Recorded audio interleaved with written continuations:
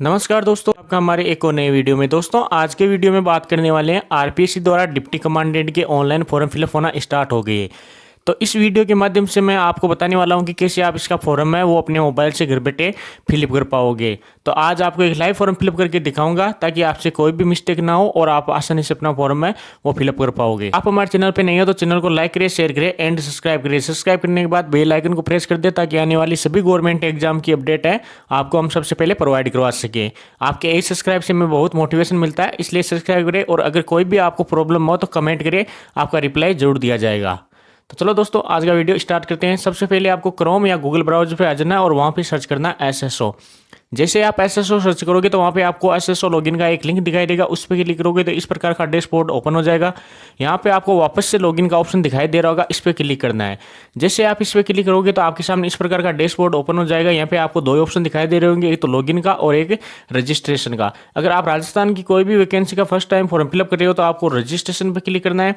इस पर क्लिक करने के बाद आपको यहाँ पे नीचे स्क्रॉल करना है। नीचे स्क्रॉल करने पर यहाँ पे आपको दो ऑप्शन दिखाई दे रहे होंगे, जन आधार और गूगल। तो यहाँ पे आपको जन आधार के माध्यम से आप अगर राजस्थान के मूल निवासी हो तो अपने जन आधार कार्ड नंबर डाल के और आपको एक एसएसओ आईडी बनानी है।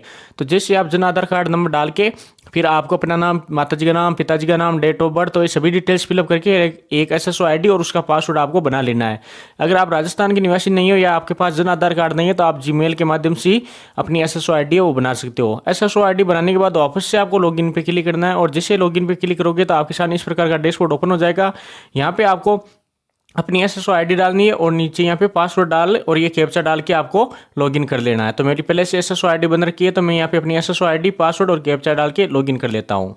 जैसे मैं एसएसओ आईडी, पासवर्ड और कैप्चा डाल के लॉगिन करता हूं तो मेरे सामने इस प्रकार का डैशबोर्ड ओपन हो जाता है। यहाँ पे आपको रिक्वायरमेंट पोर्टल का ऑप्शन दिखाई दे रहा होगा, इस पर क्लिक करना है। जिससे आप इस पर क्लिक करोगे तो आपके सामने इस प्रकार का डैशबोर्ड ओपन हो जाएगा।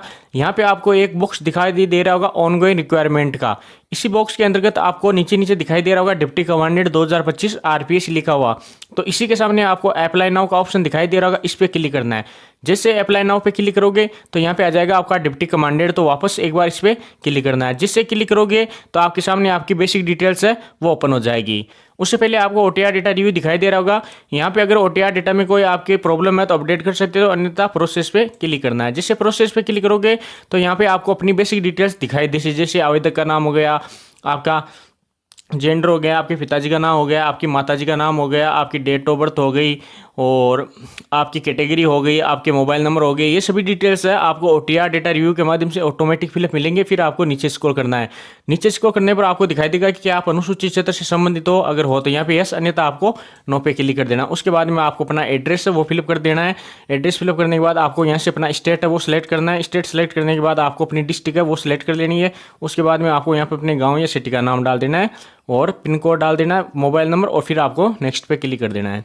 जैसे नेक्स्ट पे क्लिक करोगे तो यहाँ पे आ जाएगा कि आपके मोबाइल नंबर और ईमेल करेक्ट है, तो यस करना। उसके बाद में पर्सनल डिटेल्स आ जाएगी, जैसे कि इसके अंतर्गत सबसे पहले आ जाएगा आपकी नेशनलिटी कौन सी है, फिर आ जाएगा आपका होम स्टेट कौन सा है, उसके बाद में आ जाएगा आपकी होम डिस्ट्रिक्ट कौन सी है। तो ये सभी डिटेल्स यहाँ पे आपको सेलेक्ट करनी है। उसके बाद में आ जाएगा आपका होम ब्लॉक क्या है, होम ब्लॉक के बाद में आ जाएगा आपकी तहसील कौन सी है, तो तहसील सेलेक्ट करने के बाद आ जाएगा कि आपका विलेज कौन सा है, तो यहाँ से आपको अपना विलेज भी सिलेक्ट कर लेना है। उसके बाद में आ जाएगा कि क्या आप किसी पूर्व देश से स्थापित हो, अगर हो तो यस, अन्यथा आपको यहाँ पे नो पे क्लिक कर देना। उसके बाद में कुछ अतिरिक्त श्रेणियां आ जाएगी, स्पेशल कैटेगरी, उसके अंतर्गत आ जाएगा कि क्या आप भर्तपूर्व सैनिक हो, अगर हो तो यस, अन्यथा नो करना। लेकिन यहाँ पे ये भर्ती है आपकी डिप्टी कमांडेंट की, वो भर्तपूर्व सैनिकों के लिए ही है, केवल जो आर्मी से रिटायर्ड है वही फॉर्म भर सकते हैं, अदरवाइज आप इसका फॉर्म नहीं फिलअप कर पाओगे। तो यहाँ पे आपको यस करना है। यस करने के बाद आपको यहाँ पे एक सर्विस स्टेटस का ऑप्शन दिखाई दे रहा होगा, इस पर क्लिक करना है और यहाँ से आपको सिलेक्ट करना है कि आप इन सर्विस हो या फिर रिटायर्ड हो, तो आपको रिटायर्ड पे क्लिक कर देना है। अगर रिटायर्ड हो, अगर सर्विस में हो तो इन सर्विस कर देना, और आप मेजर रैंक की होने चाहिए तभी आप इसका फॉर्म फिलअप कर पाओगे। अगर मेजर रैंक से नीचे की रैंक पर हो आप तभी, और आर्मी से रिटायर्ड हो, तो आप इसका फॉर्म फिलअप नहीं कर पाओगे। अगर कर भी दिया तो आपका फॉर्म एक्सेप्ट नहीं होगा। तो अगर आप मेजर रैंक या उससे ऊपर रैंक से रिटायर्ड हो तभी आप इसका फॉर्म है आपको फिलअप करना है। उसके बाद में आपको नीचे स्क्रॉल करना है। नीचे स्क्रॉल करने पर आपको यहाँ पे दिखाई देगा कि क्या आप उत्कृष्ट खिलाड़ी हो, अगर हो तो यस, अन्यथा आपको यहाँ पे नो पे क्लिक कर देना। उसके बाद में आ जाएगा कि आप एनसीसी कैंडिडेट हो, अगर हो तो यस, अन्यथा आपको नो पे क्लिक कर देना है। उसके बाद में आ जाएगा कि आप भर्तपूर्व कैदी हो, अगर हो तो यस, अन्यथा आपको नो पे क्लिक कर देना है। उसके बाद में आ जाएगा कि क्या आपको सरकारी विभाग में अभी मौजूदा कर्मचारी हो, अगर हो तो यस, अन्यथा नो पे क्लिक कर देना है। उसके बाद में आपकी एडिशनल कैटेगरी आ जाएगी। इसके अंतर्गत आपके कुछ लागू होता है तो उस चेक बॉक्स के सामने क्लिक कर देना, अन्यथा आपको नेक्स्ट पे क्लिक कर देना है। जैसे नेक्स्ट पे क्लिक करोगे तो आपके सामने एजुकेशन क्वालिफिकेशन वाला ऑप्शन ओपन हो जाएगा। यहाँ पे आपको अपनी जो भी आपने एजुकेशन कर रखी है वो यहाँ पे फिलअप करना है। तो मतलब आपको 10th क्लास की जानकारी देना तो जरूरी है। उसके बाद में आप 12th की, ग्रेजुएशन की या फिर आपने कोई भी डिग्री कर रखी है तो उसकी दे सकते हो, अन्यथा कोई जरूरी नहीं है। लेकिन आपकी इसमें क्वालिफिकेशन मेन ये है कि 10th पास होना चाहिए मिनिमम, और मेजर रैंक से आप रिटायर्ड होना चाहिए आर्मी से, तभी आप इसका फॉर्म फिलअप कर पाओगे। तो यहाँ पे सबसे पहले आपको अपनी 10th की मार्कशीट है उसका सब्जेक्ट सेलेक्ट कर लेना है। उसके बाद में आपने किस बोर्ड से, मतलब कहाँ से कर रखी उस बोर्ड का नाम डाल देना। उसके बाद में आपके रोल नंबर क्या थे वो फिलअप कर देना। उसके बाद में आपका परिणाम वो परसेंटेज में जारी हुआ या ग्रेड में वो सिलेक्ट कर लेना है। उसके बाद में उत्तीर्ण होने का वर्ष वो सिलेक्ट कर लेना, फिर आपके परसेंटेज है यहाँ पे फिलअप कर देना है। तो इस प्रकार 10th की मार्कशीट की आपको डिटेल्स डालनी है, प्लस आप आर्मी से रिटायर्ड होने चाहिए तभी आप इसका फॉर्म फिलअप कर पाओगे, वो भी मेजर रैंक से। उसके बाद में ये क्वालिफिकेशन डिटेल्स फिलअप करने के बाद आपको ऊपर स्क्रॉल करना और इस चेक बॉक्स पे क्लिक कर देना है। इस चेक बॉक्स पे क्लिक करने के बाद आपको नीचे स्क्रॉल करना है, और नीचे स्क्रॉल करने पर आपको यहाँ पे एक एक्सपीरियंस वाला दिखाई दे रहा कि क्या आपके पास कोई एक्सपीरियंस है, अगर है तो यस, अन्यथा आपको नो पे क्लिक कर देना। उसके बाद में आपको नीचे नेक्स्ट का ऑप्शन दिखाई देगा, इस पर क्लिक कर देना है। जैसे नेक्स्ट पे क्लिक करोगे तो आपके सामने वेरीफाई का ऑप्शन आएगा यहाँ पे ओटीपी का। तो यहाँ पे आपको दोनों चेक बॉक्स पे क्लिक कर देना है। दोनों चेक बॉक्स पे क्लिक करने के बाद आपको सेंड ओटीपी पे क्लिक करना है। जिससे सेंड ओटीपी पे क्लिक करोगे तो आपके मोबाइल नंबर पर एक ओटीपी आएगी। ओटीपी फिलअप करने के बाद आपको नेक्स्ट पे क्लिक करना है।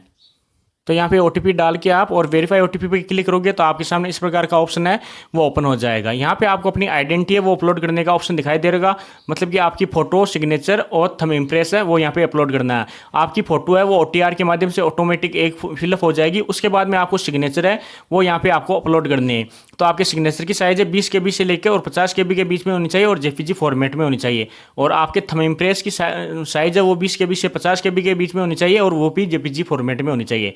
तो यहाँ पे आपको अपने सिग्नेचर और थंब इम्प्रेस है वो तो अपलोड करना है, और आपकी फोटो है वो आपने OTR किया था उस टाइम आपने लाइव फोटो अपलोड की थी वो ऑटोमेटिक यहाँ पे फिलअप मिलेगी। उसके बाद में यहाँ पे आपको नीचे स्क्रॉल करना और यहाँ पे आपके विजिबल बॉडी मार्क है वो फिलअप करना है। अगर आपके शरीर पे कोई भी निशान ना हो, जैसे कोई तिल का हो, कोई कट्टे का, कोई जले का, जो भी निशान है वो यहाँ पे आपको फिलअप कर देना। उसके बाद में आपको नेक्स्ट पे क्लिक कर देना। जैसे नेक्स्ट पे क्लिक करोगे तो आपके सामने आपका एप्लीकेशन प्रीव्यू आ जाएगा।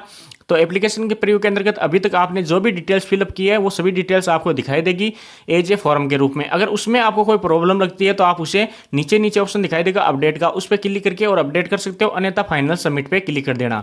तो जिससे आप फाइनल सबमिट पे क्लिक करोगे तो आपका फॉर्म है वो फाइनली सबमिट हो जाएगा। तो इस प्रकार आप अपना फॉर्म है वो आसानी से फिलअप कर पाओगे। तो दोस्तों जानकारी कैसी लगी? अगर अच्छी लगी है तो वीडियो को लाइक करें, शेयर करें एंड सब्सक्राइब करें। जय हिंद, जय भारत।